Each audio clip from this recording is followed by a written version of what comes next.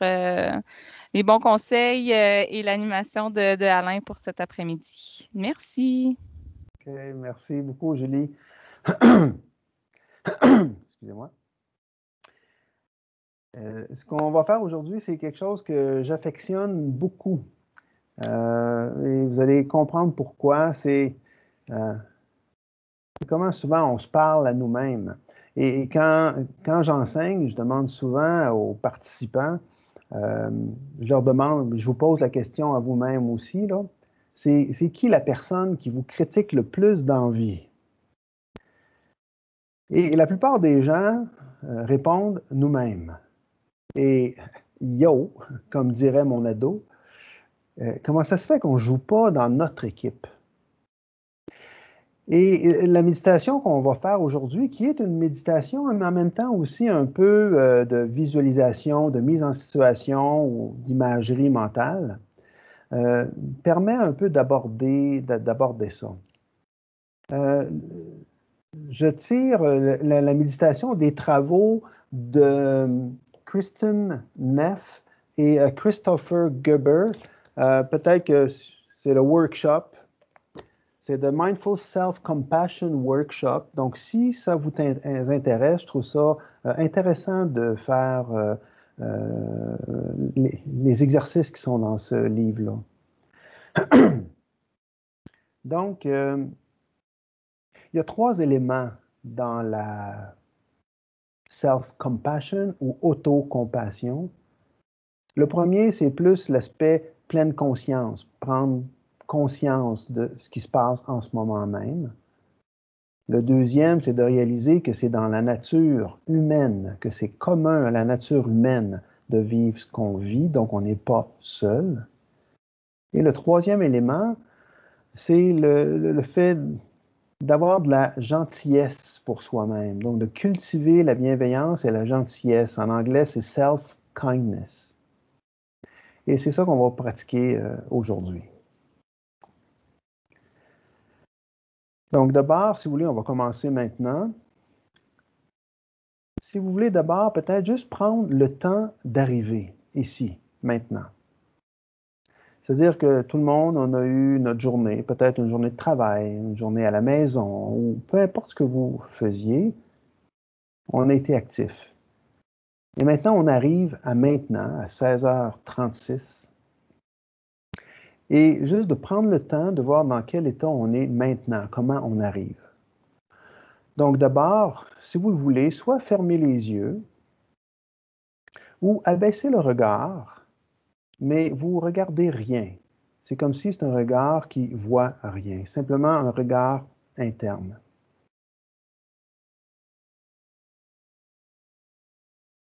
Et d'abord, simplement prendre conscience que votre corps est en contact avec la chaise, si vous êtes assis sur une chaise. Si vous êtes assis sur un coussin, la même chose, de sentir vos fesses sur la chaise, de sentir vos pieds au sol, de sentir votre dos qui est peut-être à côté contre la chaise en arrière. En fait, c'est de savoir quelles sont les sensations physiques qui habitent mon moment présent en ce moment même, juste à être conscient de ça. Vos mains, comment elles sont? Est-ce que ou on appuie sur les cuisses ou les avant-bras, on appuie contre les cuisses. Simplement, sans tenter d'analyser, simplement noter les sensations physiques de votre corps contre les objets ou le sol. Puis maintenant, transférez votre attention vers la respiration. Et sans tenter de la changer ou la modifier, comment elle est en ce moment même, suite à la journée que vous venez de faire, suite à ce qui s'est passé aujourd'hui. Que ce soit agréable, désagréable. En fait, en ce moment, n'analysez pas. N'essayez pas de juger est-ce que c'est bien, pas bien, neutre, agréable, désagréable. Simplement notez et acceptez ce qui est là en ce moment même. Comment est votre respiration? Qu'elle soit courte, profonde.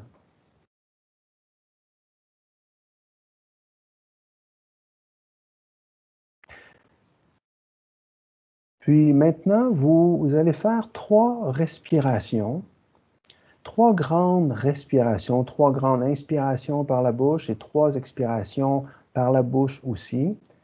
Et j'aime bien dire que quand vous allez expirer en ayant une image positive, c'est-à-dire vous allez expirer comme quand vous rentrez dans un bon spa chaud. Donc vous inspirez et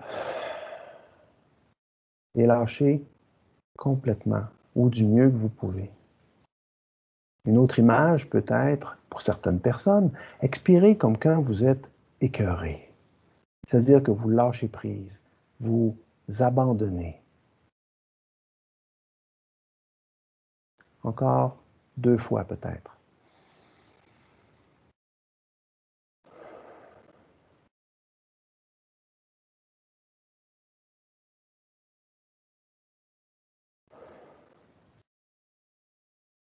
Et à chaque expiration, sentez que votre corps s'enfonce un peu plus dans le sol.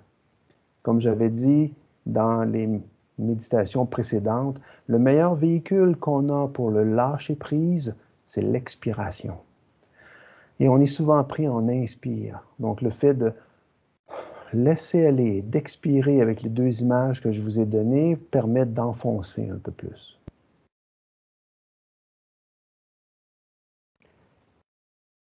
Et maintenant, si vous êtes prêt et prête, je vais vous demander de vous remémorer d'une situation, je vous dirais, pas facile que vous avez vécue dernièrement.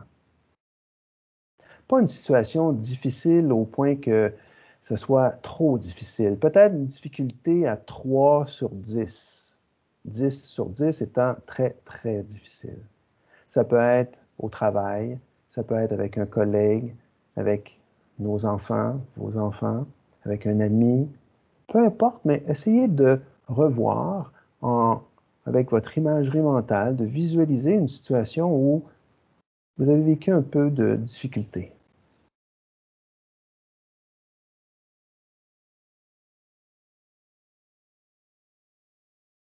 Essayez de revoir, de visualiser ce qui s'est dit, ce qui s'est passé, peut-être le temps de la journée.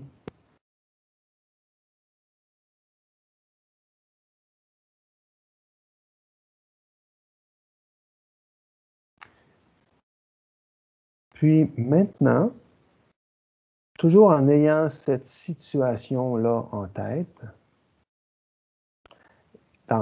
et dans votre corps, parce qu'en même temps, essayez de revivre un peu aussi dans votre corps comment vous étiez à ce moment-là. Donc, c'est comme réincarner un peu la situation. Puis maintenant, allons-y avec la première étape, qui est plus, en anglais, mindfulness, qui est plus pleine conscience, c'est-à-dire d'être conscient de ce qui se passe. Donc maintenant, essayez de voir qu'est-ce qui est présent pour vous, que vous avez ressenti probablement au niveau des sensations physiques quand vous avez eu ce moment difficile. Quelles étaient les sensations physiques? Comment était la respiration? Est-ce que vous fermiez à certains endroits? Est-ce que la bouche serrait? Simplement être conscient de ça sans juger, sans tenter d'analyser maintenant. Juste de savoir ce qui était présent comme sensation physique.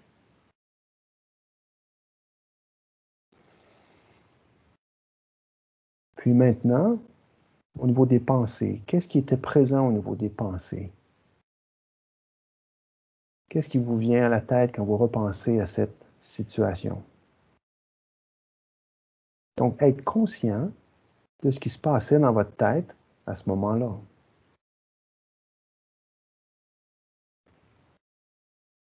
Puis maintenant, aller au niveau des émotions. Quelles étaient les émotions? Peut-être la colère, peut-être la tristesse, peut-être de l'agacement, peu importe ce que c'est. Et encore une fois, faites du mieux que vous pouvez. Ce n'est pas idée de réussir ou pas la visualisation, c'est simplement de faire du mieux qu'on peut. Puis aussi, qu'est-ce qui était là comme émotion? Pensée et émotion, comme on vient de dire.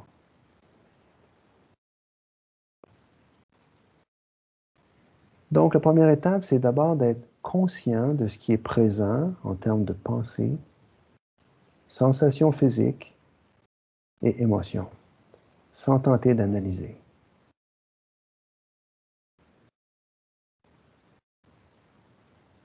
Puis maintenant, la deuxième étape, c'est de réaliser qu'il y a là-dedans un certain mal-être, ou souvent on va parler de souffrance.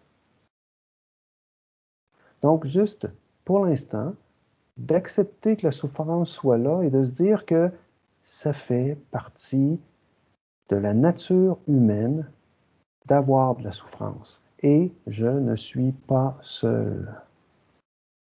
C'est commun à la nature humaine de ressentir ce que je ressens en ce moment. Je ne suis pas seul. Parce que souvent, on se sent seul. On pense que c'est nous qui avons un problème, quand en général, c'est dans la nature humaine que de ressentir ça.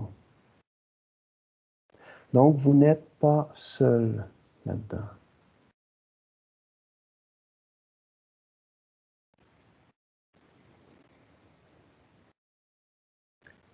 Donc, c'est d'accepter, de reconnaître qu'en ce moment, oh, je vis de la souffrance, ou je vis du stress, ou je ressens de la colère, je suis dedans. Et c'est ça qui est important, c'est quand on est en plein dedans, c'est d'en prendre conscience. D'arriver à faire un time-out et de dire, oh, moment de pratique. Vous pouvez dire aussi, ouch. Et de vous rappeler que vous n'êtes pas tout seul de votre gang à ressentir la souffrance à l'occasion. Ça fait partie de la nature humaine.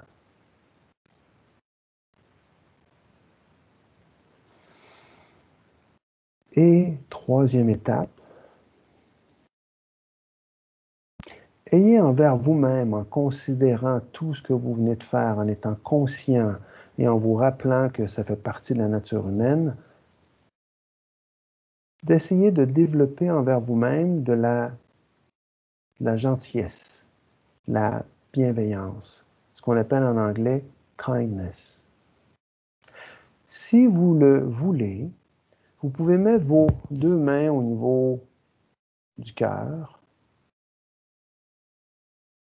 un peu comme, un peu soulager peut-être la souffrance, comme si à quelque part vous vous preniez dans les bras pour vous aider à passer un peu plus ce moment difficile. Ça peut être les mains sur le cœur ou ça peut être juste se croiser les bras ou peut-être mettre sur les mains sur les cuisses. Peu importe qu'est-ce que c'est, peut-être avoir un contact avec vous-même, avec un mouvement réconfortant pour vous-même.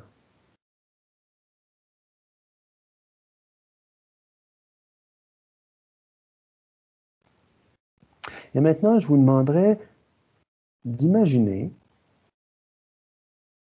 Imaginez que vous avez un ami qui est vraiment dans la souffrance et qui viendrait vous voir pour vous demander de l'aide, vous demander du support.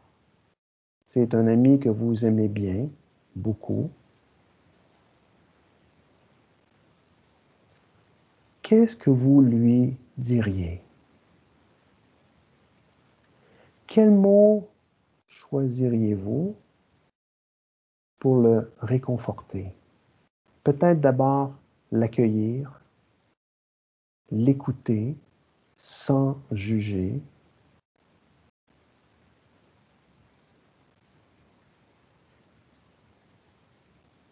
Puis choisissez les mots qui pourraient le réconforter. Des mots dont il se souviendrait tout le long de la journée.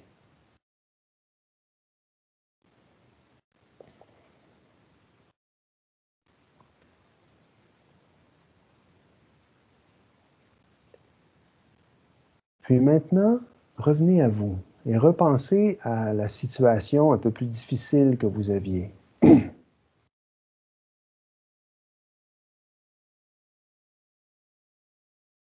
Pourriez-vous maintenant vous répéter à vous-même, se répéter à nous-mêmes les mots que vous avez dits à votre ami pour le réconforter?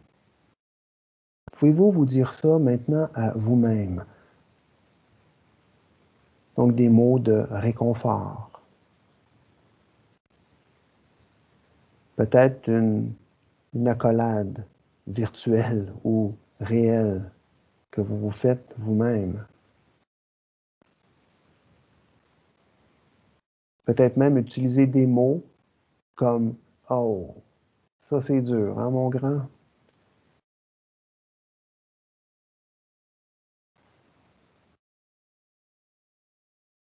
Donc, les mots que vous vous dites à vous-même pour vous réconforter.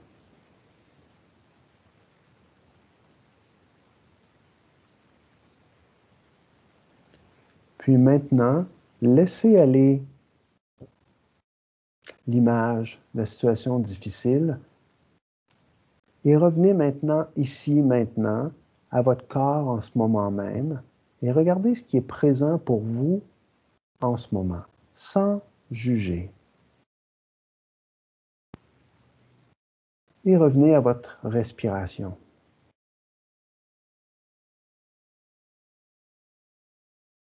C'est-à-dire que vous allez vous concentrer sur la respiration où elle se fait la plus présente. Ça peut être à l'endroit où elle rentre dans le nez, par le nez, au niveau des narines. Peut-être que vous ressentez plus la respiration au niveau de la poitrine. Peut-être vous sentez plus la respiration au niveau du bas du ventre.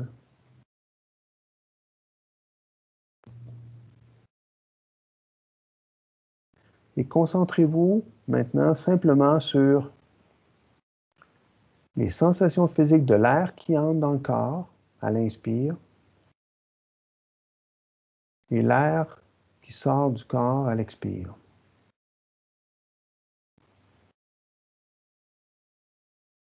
Et comme on a dit dans les méditations précédentes, il est inévitable que votre mental va se mettre à penser. Il va partir.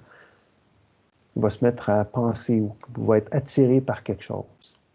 Aussitôt que vous vous rendez compte que votre mental n'est plus concentré sur la respiration, notez où votre mental est rendu, puis ramenez avec fermeté votre attention, encore une fois, sur la respiration et sans vous juger.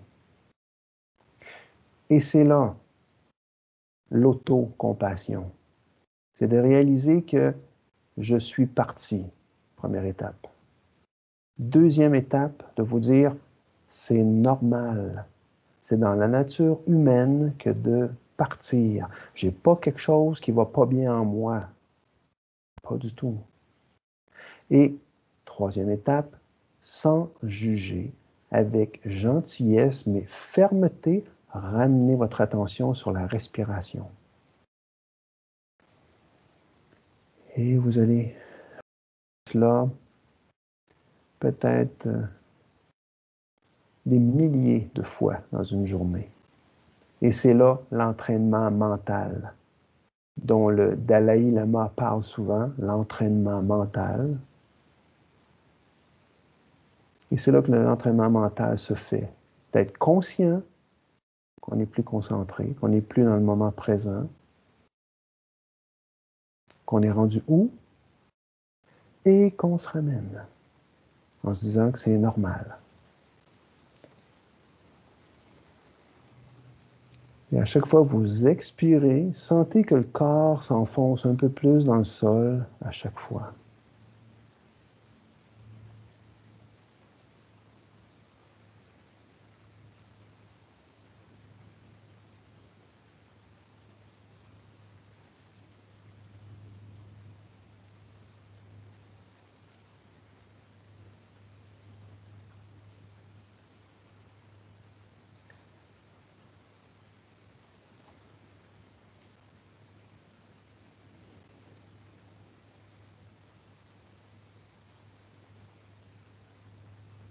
Et quand vous serez prêt et prête, vous pourrez cesser la pratique en vous remerciant d'avoir pris ce temps, autant pour votre santé physique que psychologique, de vous entraîner autant mentalement que physiquement. Et là, imaginez que je sonne des clochettes parce que je ne les ai pas avec moi. Ding! Merci beaucoup. À toi, Julie.